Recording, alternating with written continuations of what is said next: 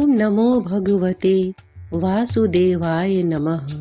ब्रह्म वैवर्त पुराण में देवशयनी एकादशी के विशेष महात्म्य का वर्णन किया गया है। इस व्रत से प्राणी की समस्त मनोकामनाएं पूर्ण होती हैं।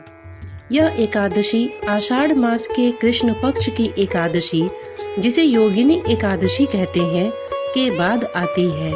आषाढ़ मास के शुक्ल पक्ष की एकादशी को ही देवशयनी एकादशी कहा जाता है।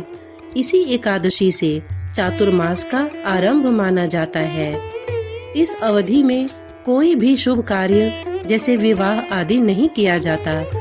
मान्यता है कि इस दिन से भगवान श्री हरि विष्णु क्षीर सागर में शयन करते हैं और फिर 4 माह बाद उन्हें उठाया जाता है।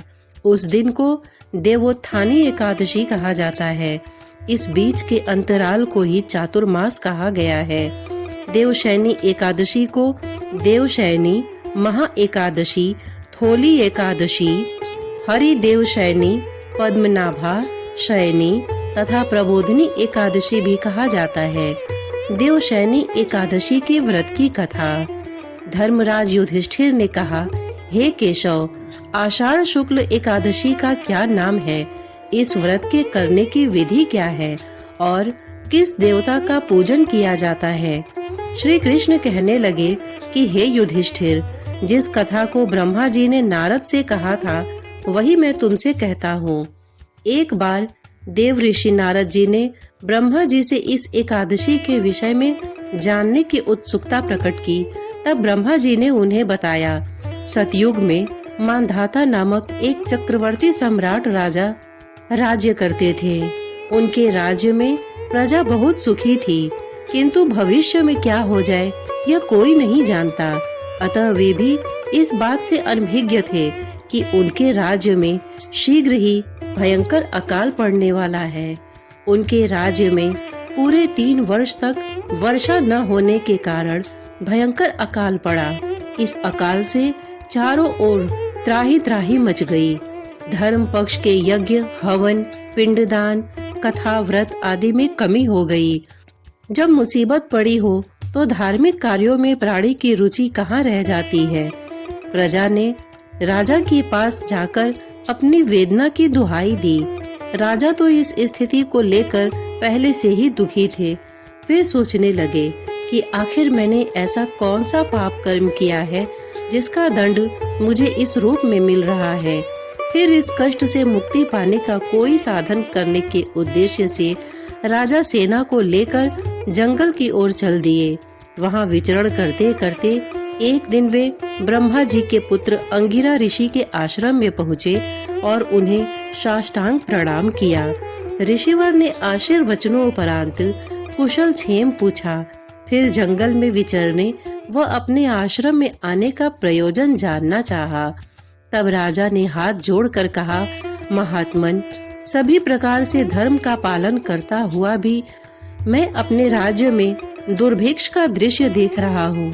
आखिर किस कारण ऐसा हो रहा है? कृपया इसका समाधान करें। यह सुनकर महर्षि अंगिरा ने कहा, हे राजन, सब युगों से उत्तम यह सतयुग है। इसमें छोटे से पाप का भी बड़ा भयंकर दंड मिलता है। इसमें धर्म अपने चारों चरणों में व्याप्त रहता है। ब्राह्मण के अतिरिक्त किसी अन्य जाति को तप करने का अधिकार नहीं है, जबकि आपके राज्य में एक शूद्र तपस्या कर रहा है। यही कारण है कि आपके राज्य में वर्षा नहीं हो रही है। जब तक वह काल को प्राप्त नहीं होगा तब तक यह दुर्भिक्ष शांत नहीं होगा। दुर्भिक्ष की शांति उसे मारने से ही संभव है। किंतु राजा का हृदय एक निरपराध शूद्र तपस्वी का शमन करने को तैयार नहीं हुआ। उन्होंने कहा, हे देव, मैं उस निरपराध को मार दूं, यह बात मेरा मन स्वीकार नहीं कर रहा है। कृपा करके आप कोई और उपाय बताएं। महर्षि अंगिरा ने बताया, आषाढ़ माह के शुक्ल पक्ष की एकादशी का व्रत करें। इस व्रत के प्रभाव से अवश्य ही वर्षा होगी। राजा अपने राज्य की राजधानी लौट आए और चारों वर्णों सहित पद्मा एकादशी का विधि पूर्वक व्रत किया। व्रत के प्रभाव से उनके राज्य में मूसलाधार वर्षा हुई और पूरा राज्य धन धान्य से परिपूर्ण हो गया। ब्रह्म वैवर्त पुराण में देवशयनी एकादशी के विशेष महात्म्य का वर्णन किया गया है। इस व्रत से प्राणी की समस्त मनोकामनाएं पूर्ण होती हैं। श्रोतागण, इतने धैर्य से इसे सुनने के लिए आपने अपना बहुमूल्य समय दिया, इसके लिए आपका बहुत बहुत धन्यवाद। नमस्कार।